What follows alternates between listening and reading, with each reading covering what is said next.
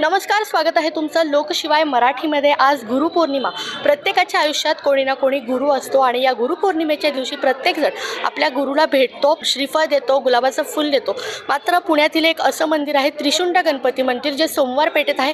हे मंदिर फक्त गुरुपौर्णिमेच्या दिवशीच वर्षातून एकदा भाविकांसाठी जे आहे ते खुलं होतं। आपण पाहू शकतो दृश्य, या मंदिरामध्ये सकाळपासूनच भाविकांनी मोठ्या संख्येने जे आहे ते गर्दी केलेली आहे।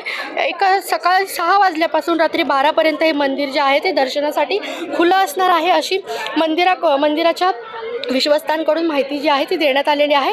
आणि या मंदिराचं वैशिष्ट्य म्हणजे आपण जर पाहिलं तर पुणेकरांचं श्रद्धास्थान म्हणून या त्रिशुंड गणपतीची ओळख आहे। या त्रिशुंड गणपती मंदिराचे तळघर गुरुपौर्णिमेनिमित्त आज वर्षातून फक्त एकदाच सकाळी 6 वाजल्यापासून रात्री 12 पर्यंत जे आहे ती खुलं राहणार आहे। आपण जर पाहिलं तर अगदी प्राचीन लेणी जी आहे ती या मंदिराची आहे। आपण पाहिलं तर या मंदिराचं तळघर जे आहे ते वर्षातून एकदाच खुलं असतं आणि मंदिराच्या तळघरातील दलपतगिरी गोसावी यांच्या समाधीचे भाविकांना दर्शन जे आहे ते या दिवशी घेता येतं।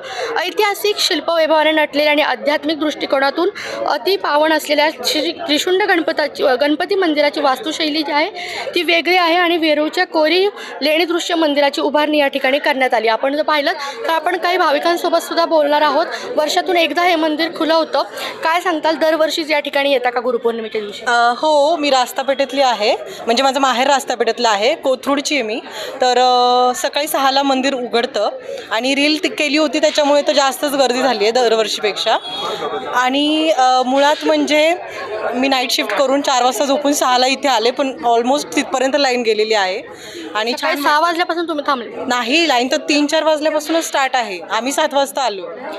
श्रद्धास्थान म्हटलं जातं या त्रिशुंड गणपतीला, वर्षातून एकदाच हे फक्त गुरुपौर्णिमेच्या दिवशी उघडतं।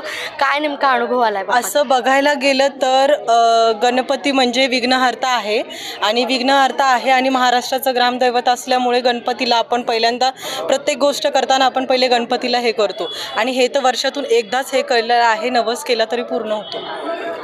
नक्कीच।